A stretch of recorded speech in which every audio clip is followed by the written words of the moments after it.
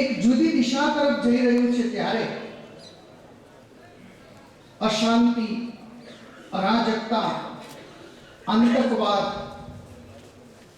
જાતિ, જ્ઞાતિ, ધર્મ, સંપ્રદાયોની વચ્ચે સમાજ, રાષ્ટ્ર, વ્યક્તિ જ્યારે વેચાઈ રહ્યો છે એવા સમયે ભગવાન સ્વામિનારાયણના સર્વોચ્ચ તીર્થ સ્થાનમાં એક સુંદર ક્રાંતિનું સર્જન થવા જઈ રહ્યું છે. સમગ્ર વિશ્વમાં આ સંપ્રદાયો તરફ, આ ધર્મ તરફ શ્રદ્ધા, આસ્થા અને વિશ્વાસની સાથે વિશ્વનો એક એક વ્યક્તિ જ્યારે જોઈ રહ્યો છે એવા સમયમાં જેમના દિવ્ય આશીષ, જેમની દિવ્ય પ્રેરણા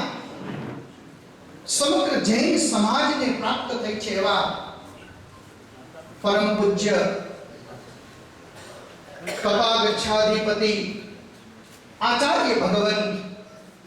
શ્રી વિજય રામ સુરીશ્વરજી મહારાજ સાહેબના દિવ્ય અને પવિત્ર આશીર્વાદથી સમગ્ર ભારતના 26 રાજ્યોમાંથી 16 થી ઉપરાંત રાજ્યોમાં 2.5 લાખથી ઉપરાંત કિલોમીટરની યાત્રાઓ કરી અને જૈનમ જયતિ શાસનમના સિદ્ધાંતને જેમની પાવન નિશ્રાએ પવિત્ર કર્યો છે એવા પરમ પૂજ્ય ગચ્છાધિપતિ આચાર્ય ભગવાન શ્રી વિજય અભયદેવ સુરીશ્વરજી મહારાજ સાહેબના ચરણોમાં આજે આપણે સૌ તાળીઓના ગડગડાટથી મહારાજને શુભ આપવા માટે મહારાજને પ્રણામ કરીએ. એવા જ નૂતન આચાર્ય ભગવાન શ્રી વિજય મોક્ષ રત્ન સુરીશ્વરજી મહારાજ સાહેબના ચરણોમાં પણ એકવાર તાળીઓના ગડગડાટથી આપણે સૌ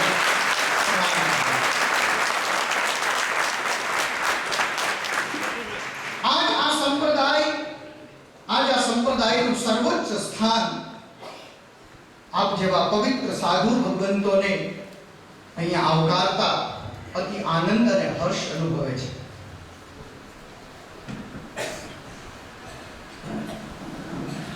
સંવત 1837 માં ભગવાન સ્વામિનારાયણનું પ્રાગટ્ય એક નાનકડા એવા ઉત્તર પ્રદેશના છપૈયા ગામમાં થયું. 11 વર્ષ સુધી પોતે પોતાના માતા પિતાની સેવાઓનો સ્વીકાર કરી અને 11 વર્ષની ઉંમરે નીલકંઠ વર્ણી એવા નામનો સ્વીકાર કરી 7 વર્ષથી ઉપરાંત 12,500 કિલોમીટરની યાત્રા સમગ્ર ભારતમાં પૂર્ણ કરી અને ગુજરાતના સોરઠ પ્રાંતમાં પોતે પધાર્યા. 29 વર્ષ સુધી પોતાના જીવનના 49 વર્ષના આયુષ્ય દરમિયાન 29 વર્ષ સુધી આ સંપ્રદાયને સર્વજીવ હિતાવહ સિદ્ધાંતને લક્ષ્યમાં રાખીને વૈશ્વિક ભાવનાઓને પોતાના શાસ્ત્રોમાં, પોતાના સંતોમાં ઉતારીને જેમણે સ્વામિનારાયણ દર્શનના નામથી એક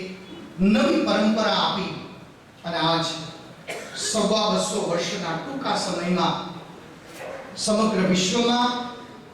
આચરણથી, વિચારથી, ક્રિયાઓથી આ સંપ્રદાય પરત્વેની શ્રદ્ધા, આસ્થા દ્રઢ લોકોના હૃદયમાં સ્થાપિત થઈ છે. અહિંસાના માર્ગને, સત્યના માર્ગને, બ્રહ્મચર્યના માર્ગને, ત્યાગના માર્ગને જાગૃત કરવાની ભાવના જે ભગવાન સ્વામિનારાયણના જીવનમાંથી પ્રગટી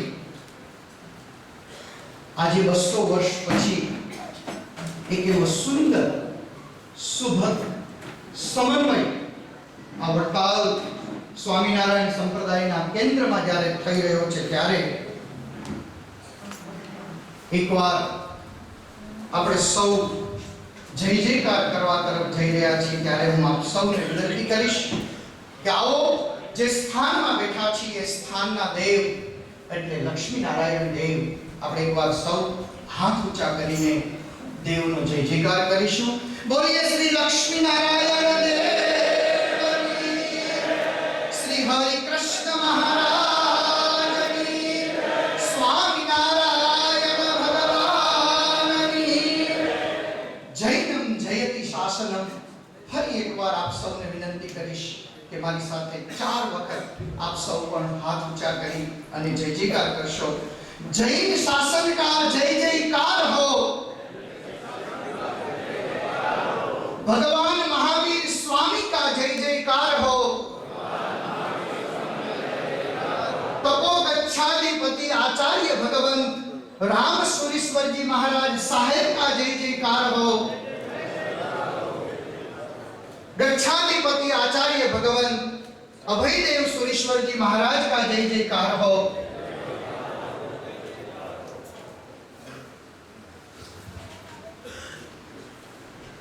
ओम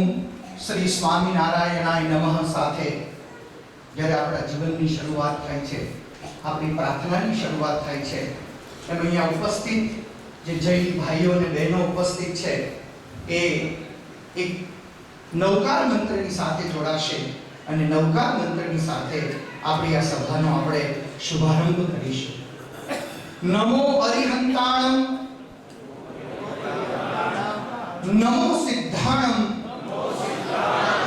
નમો આયર્યાણમ, નમો ઉવજ્જાયાણમ, નમો લોવે સૌ સાહુણમ, એસો પંચ નમોકારો, સૌ પાવ પણાસણો, મંગળાનામ ચ સૌવેસી, પડમમ હવહિ મંગલમ. આજ પ્રાચીનતમ અને મૌલિક જૈન પરંપરાના આદિદેવ આદિ તીર્થંકર ભગવાન ઋષભદેવ, જેને સનાતન હિન્દુ ધર્મ ભગવાન વિષ્ણુના અવતાર તરીકે પણ માને છે, એવા પવિત્ર 24 તીર્થંકરોને યાદ કરીને આપણી આ સભાનો શુભારંભ થઈ રહ્યો છે.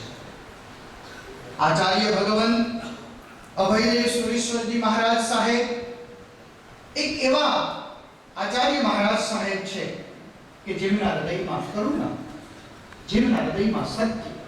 જેમના હૃદયમાં પ્રેમ, જેમના હૃદયમાં જીવ દયા,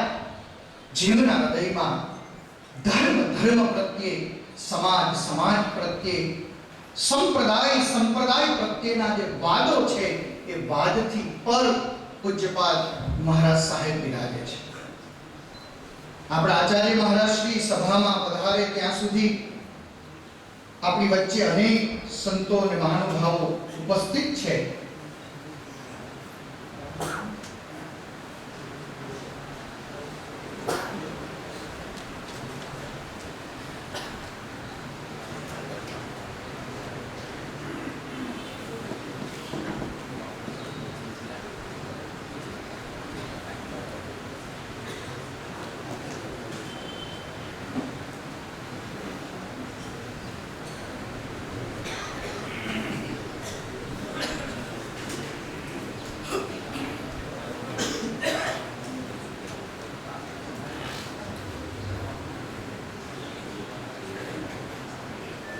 જીવન એ પરિવર્તનશીલ છે. પરિવર્તનશીલ જીવન પ્રવાહી